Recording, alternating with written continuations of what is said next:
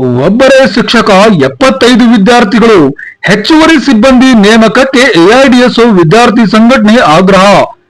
ಯಾದಗಿರಿ ಜಿಲ್ಲೆಯ ಸುರ್ಪುರ್ ತಾಲೂಕಿನ ಗೋಗಡಿಹಾಳ್ ಸರ್ಕಾರಿ ಕಿರಿಯ ಪ್ರಾಥಮಿಕ ಶಾಲೆಗೆ ತಕ್ಷಣವೇ ಹೆಚ್ಚುವರಿ ಶಿಕ್ಷಕರನ್ನು ನೇಮಿಸಬೇಕು ಮತ್ತು ಮೂಲಸೌಕರ್ಯ ಕಲ್ಪಿಸಬೇಕೆಂದು ಆಗ್ರಹಿಸಿ ಶಾಲಾ ಶಿಕ್ಷಣ ಇಲಾಖೆಯ ಉಪನಿರ್ದೇಶಕರ ಕಚೇರಿ ಮುಂದೆ ಎಐಡಿಎಸ್ಒ ವಿದ್ಯಾರ್ಥಿ ಸಂಘಟನೆ ನೇತೃತ್ವದಲ್ಲಿ ಶಾಲಾ ಮಕ್ಕಳು ಹಾಗೂ ಪೋಷಕರು ಪ್ರತಿಭಟನೆ ನಡೆಸಿದರು. ಗೋಗಡಿಹಾಳದ ಈ ಶಾಲೆಯಲ್ಲಿ 1ರಿಂದ 5ನೇ ತರಗತಿವರೆಗೆ ಒಟ್ಟು 75ಕ್ಕೂ ಹೆಚ್ಚು ವಿದ್ಯಾರ್ಥಿಗಳು ವ್ಯಾಸಂಗ ಮಾಡುತ್ತಿದ್ದಾರೆ.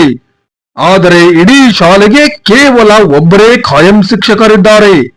ಇಲ್ಲಿನ ಏಕೈಕ ಶಿಕ್ಷಕರು 5 ತರಗತಿಗಳನ್ನು ಒಟ್ಟಿಗೆ ನಿಭಾಯಿಸುತ್ತಿರುವುದರಿಂದ ಗ್ರಾಮೀಣ ಭಾಗದ ಬಡ ವಿದ್ಯಾರ್ಥಿಗಳು ಗುಣಮಟ್ಟದ ಶಿಕ್ಷಣದಿಂದ ವಂಚಿತರಾಗುತ್ತಿದ್ದಾರೆ ಎಂದು ಪ್ರತಿಭಟನಾಕಾರರು ಆಕ್ರೋಶ ವ್ಯಕ್ತಪಡಿಸಿದರು.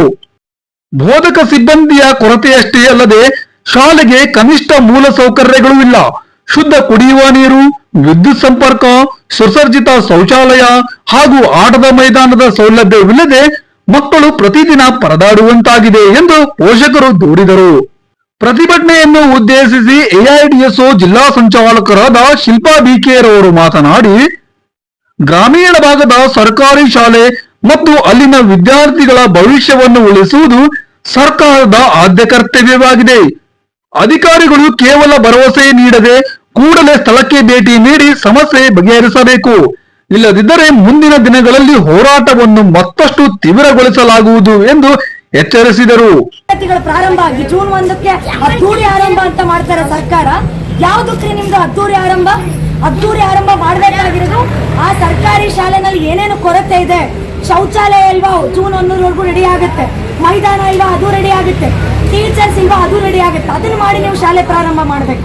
ಅದೆಲ್ಲ ಬಿಟ್ಟು ಪ್ರಾರಂಭ ಆಗಿ 1 ವಾರ ಆಗಿದೆ ಸರ್. ಇಲ್ಲಿ ಬಂದು ಕೂತ್ಕೊಂಡಿದ್ದಾರೆ, ಬೆಳಗ್ಗೆಯಿಂದ ಬಂದು ಇಲ್ಲಿ ಪೋಷಕರು ಕೂತಿದ್ದಾರೆ.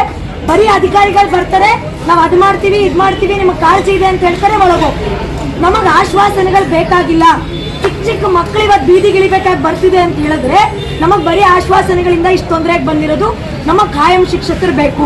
ಸರ್ಕಾರದ ನಿಯಮದ ಪ್ರಕಾರನೇ ತಗೊಳ್ಳೋಣ. ಆಕ್ಚುಲಿ ಆ ನಿಯಮನೂ ಕರೆಕ್ಟ್ ಅಲ್ಲ. 30 ಮಕ್ಕಳಿಗೆ ಒಬ್ಬರು ಶಿಕ್ಷಕರು ಅಂತಾರೆ, ಅದು ಕೂಡ ನ್ಯಾಯ ಅಲ್ಲ ನಮಗ್ ಕೇಳಿದ್ರೆ. ಅದ್ರ ಪ್ರಕಾರನೇ ತಗೊಂಡ್ರು ಕೂಡ ಈ ಶಾಲೆಗೆ 3 ಶಿಕ್ಷಕರ ಅವಶ್ಯಕತೆ ಇದೆ. ಆದ್ರೆ ಇವಾಗ ಕೆಲವೆಲ್ಲ ಒಬ್ಬರು ಶಿಕ್ಷಕರಿದ್ದಾರೆ, ಇನ್ನ 2 ಕೂಡ ಖಾಯಂ ಶಿಕ್ಷಕರು ನಮಗ್ ಬೇಕು. ನಮಗ್ ಅತಿಥಿ ಉಪನ್ಯಾಸಕರು ಬೇಡ, ಯಾರ್ದೋ ಜವಾಬ್ದಾರಿ ಇನ್ಯಾರ ಮೇಲೋ ಎತ್ತಾಕುವಂತ ಕೆಲಸಗಳು ಬೇಡ ಅಂತ ಹೇಳಿ ಡಿಡಿಪಿ ಆಫೀಸ್ ಮುಂದೆ ಕೂತಿದೀವಿ. ಇಲ್ಲಿನ ಪೋಷಕರು, ವಿದ್ಯಾರ್ಥಿಗಳು ನಾವೆಲ್ಲರೂ ಇಡ್ತಾ ಇರೋ ಡಿಮ್ಯಾಂಡು ಖಾಯಂ ಶಿಕ್ಷಕರು ಮತ್ತೆ ಮೂಲಭೂತ ವ್ಯವಸ್ಥೆಗಳನ್ನ ಎನ್ಶೋರ್ ಕೊಡೋವರೆಗೂ ರಾತ್ರಿ ಆದ್ರೂ ಕೂಡ, ಇವಾಗ ಆಲ್ರೆಡಿ ಮಧ್ಯಾಹ್ನ ಆಗಿದೆ ಬೆಳಗ್ಗೆ ಪ್ರತಿಭಟನೆಯಿಂದ, ರಾತ್ರಿ ಆದ್ರೂ ನಾವ್ ಇಲ್ಲಿಂದ ಎದ್ದೋಗಲ್ಲ. ಇಲ್ಲೇ ಅಡಿಗೆ ವ್ಯವಸ್ಥೆ ಆಗ್ತಿದೆ, ಊಟ ಮಾಡ್ತೀವಿ. ಡಿಡಿಪಿ ಸರ್ ಇಲ್ಲ ಅಂತ ಹೇಳ್ತಾ ಇದಾರೆ, ಬರ್ಲಿ ಅವ್ರು ಎಲ್ಲ ಮುಗಿಸ್ಕೊಂಡು ಬಂದು ಅವರು ನಮ್ಗೆ ಶಿಕ್ಷಕರನ್ನ ಕೊಟ್ಟಿದೀವಿ, ಇಂಥವ್ರನ್ನ ಅಪಾಯಿಂಟ್ ಮಾಡಿದೀವಿ ಅಂತ ಹೇಳೋವರೆಗೂ ಇಲ್ಲಿಂದ ಎದ್ದೋಗಲ್ಲ ಅಂತ ಹೇಳಕ್ ಇಷ್ಟಪಡ್ತೀವಿ. ಎಐಡಿಎಸ್ಒ ವಿದ್ಯಾರ್ಥಿ ಸಂಘಟನೆ ಜಿಲ್ಲಾ ಮನವಿ ಪತ್ರ ಸ್ವೀಕರಿಸಲು 2 ಬಾರಿ ಅಧಿಕಾರಿಗಳು ಬಂದರೂ ಸೂಕ್ತ ಆಶ್ವಾಸನೆ ದೊರೆಯದ ಕಾರಣ ಪೋಷಕರು ಮತ್ತು ವಿದ್ಯಾರ್ಥಿಗಳು ಪಟ್ಟು ಬಿಡದೆ ಡಿಡಿಪಿಐ ಕಚೇರಿಯ ಬಾಗಿಲ ಮುಂದೆ ಕುಳಿತು ಮಧ್ಯಾಹ್ನದ ಊಟ ಮುಗಿಸಿ ಪುನಃ ಪ್ರತಿಭಟನೆ ಮುಂದುವರೆಸಿದರು. ಅಂತಿಮ ಸುತ್ತಿನ ಮಾತುಕತೆಗಾಗಿ ಧಾವಿಸಿ ಬಂದ ಡಿಡಿಪಿಐ ಅವರು ಮನವಿ ಪತ್ರ ಸ್ವೀಕರಿಸಿ 1 ವಾರದೊಳಗೆ ಶಿಕ್ಷಕರನ್ನು ನಿಯೋಜನೆ ಮಾಡುವುದಾಗಿ ಭರವಸೆ ನೀಡಿದರು. ತದಾದ ನಂತರವೇ ಈ ಪ್ರತಿಭಟನೆಯನ್ನು ತಾತ್ಕಾಲಿಕವಾಗಿ ಹಿಂಪಡೆಯಲಾಯಿತು. ಪ್ರತಿಭಟನೆಯಲ್ಲಿ ಗೋಗಡಿಹಾಳ ಗ್ರಾಮದ ಲಕ್ಷ್ಮೀಬಾಯಿ, ದೇವಮ್ಮ, ರೇಣುಕಾ, ಶಾಂತಮ್ಮ, ಶೋಭಾ, ಮಲ್ಲಮ್ಮ, ಯಲ್ಲಮ್ಮ, ಭೀಮಣ್ಣ, ರಾಯಪ್ಪ, ವೆಂಕಟೇಶ್, ದೇವೇಂದ್ರ, ಸುಭಾಷ್ ಪೂಜಾರಿ, ಜಮಾಲ್ ಸಾಬ್, ಶರಣಗೌಡ, ಸೋಮನಗೌಡ ಸೇರಿದಂತೆ 100 ಪೋಷಕರು, ವಿದ್ಯಾರ್ಥಿಗಳು ಹಾಗೂ ಸಂಘಟನೆಯ ಪದಾಧಿಕಾರಿಗಳು ಈ ಸಂದರ್ಭದಲ್ಲಿ ಉಪಸ್ಥಿತರಿದ್ದರು.